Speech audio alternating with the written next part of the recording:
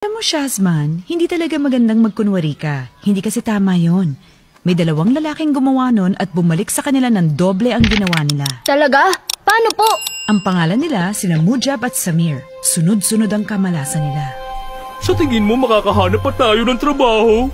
Magkakaroon na sana tayo ng trabaho sa bayang yon kung hindi ka nagsalita ng kung ano-ano. Naghahanap sila ng mga doktor. Wala naman tayong alam sa panggagamot. Oo, pero hindi naman nila alam. Simula ngayon, kapag may nagtanong sa'yo kung alam mong gawin ng isang bagay, sabihin mo na lang marunong Sige! ka. Gagawin ko yon, huwag kang mag-alala. Hoy, tignan mo!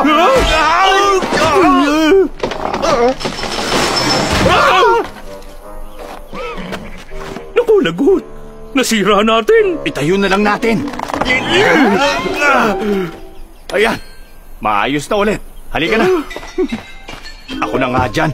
Baka mamaya bumangga pa ulit tayo. Pero hindi napansin ni na Mujab at Samir na baliktad ang pagkakalagay nila sa direksyon.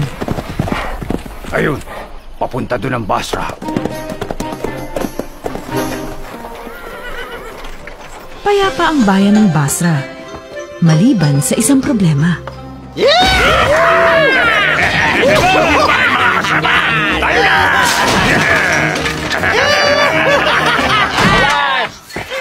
Maraming salamat sa bigay nyo. Babalik kami sa susunod para kunin uli ang pera nyo. Lolo! Kinuha nila ang pera ko! 13 pesos mo nang ninanakawan ang bangko ko, Diab! Ano ngayon? Ako, 15 beses na niyang ninanakawan. Nasaan na ba ang mga tagapagpatupad ng batas? Tara, punta natin ang alkalde!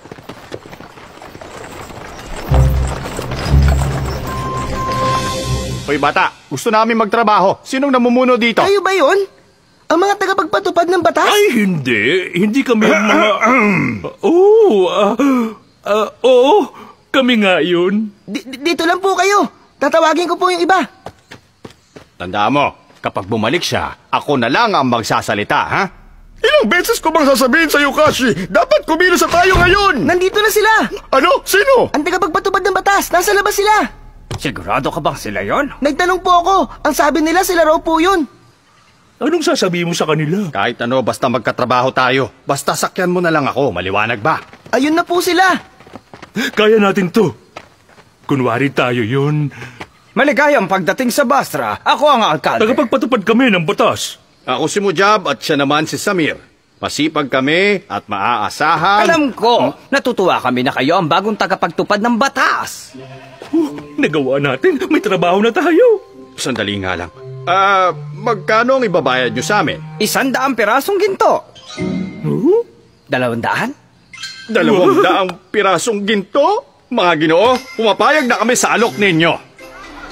Nang gabing yun, naghanda ang taong bayan para sa pagdating ni na Mujab at Samir. Anong nangyari sa tagapagpatupad ng batas dito? Kasi, hindi na kasi sila pwede ngayon. Ang swerte naman namin. Alam niyo, para sa akin, hindi naman kayo mukhang mga tagapagpatupad ng batas. Ano bang sinasabi nyo? Tagapagpatupad sila ng batas. Ikwento nyo nga sa kanila yung mga masasamang nahuli nyo. Kwento sa amin ang lahat ng ginawa niyong panghuhuli dati. Sige, si malupit na tambar. At ang masamang si Gondrak. Talaga? Naalala niyo ba si Sobak ng Katus na magaling sa paggamit ng espada? Ito pa nga yung peklat na galing sa kanya. At tandaan niyo rin ba si Gondar na magnanakaw ng hiyas? Pabihiro! At si Bozrok na isa ring magaling na magnanakaw ng mga hiyas. Ang mga tagapagpatupad ng batas, may papakita na nila sa atin bukas kung gaano sila kagaling. Ibig bang sabihin nun, ipaghahanda nila ulit tayo bukas? Ayos, lalong gumaganda ang nangyayari. Pagsikat ng araw kinabukasan, nagising sila na may kumatok sa pinto. Sino ba yan? Baba na po kayo. Hinihintay na po kayo ng lahat. Bakit naman? Dadalhin po namin kayo kay Diab. Sino? Huwag po kayo mag-alala. Parang picnic lang po to sa inyo. Sino si Diab? Aba, malay ko. Pero sabi niya, picnic daw eh. Umakyat sina Mujab at Samir sa burol para makita si Diab. Handa na ba kayong dalawa? Oo, hindi na kami makapaghintay na makita si Diab. Gusto na namin magtanghalian. Narinig mo ba? At sabi niya gagawin niya raw tanghalian si Diab.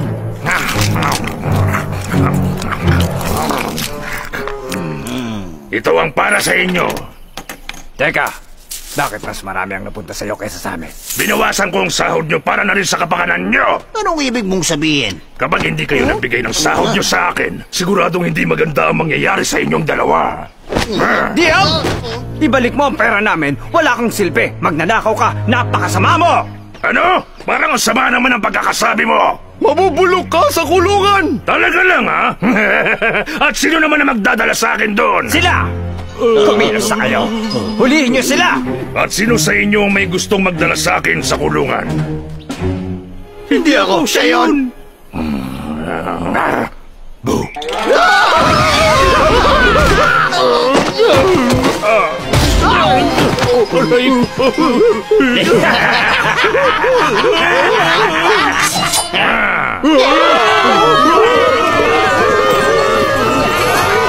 Hoy! Punta na lang kayo dito kahit kailan!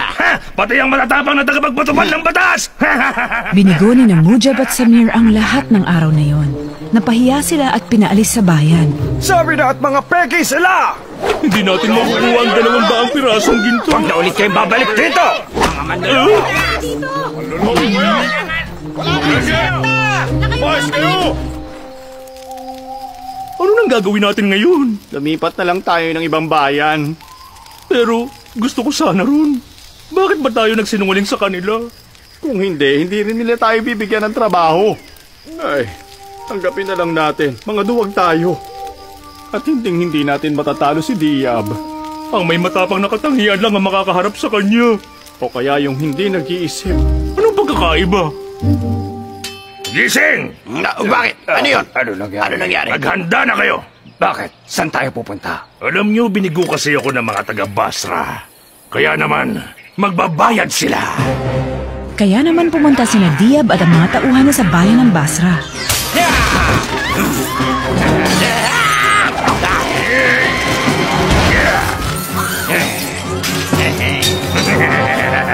Ano nang gagawin natin? Wala na tayong magagawa ngayon. Sobrang lakas ng Diab na yon. Kung natatakot kayong lahat na labanan siya, ako ang lalaban! Wag, Arla! Bumalik ka dito! Para ka lang nangaagaw ng candy sa mga, may hina at mga walang laban at tao. Kaya wala na silang magagawa para pigilan pa tayo sa mga agaw ng candy nila. Para mga bata lang, grabe. Lahat sila ganon. Ibaba niyo ang mga yan! Aba, akalain mo nga naman kung sinong nandito. Mas matapang pa siya kaysa doon sa dalawa nung nakaraan. Inaaresto kita, Diab! Talaga? At sino ang manguhuli sa akin? Kami! Umanda kayo sa akin. Titirisin ko kayo na parang mga kuto. Alam mo, uso naman ang magsipilyo.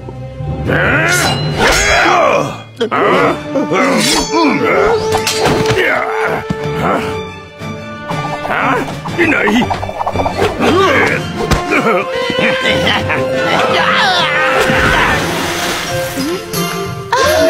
Inaaresto ka namin, Diab.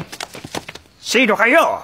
Kami ang mga tagapagpatupad ng batas. Pasensya na. Ngayon lang kami dumating kasi may mga pasaway na nagbaliktad ng direksyon kaya naligaw kami.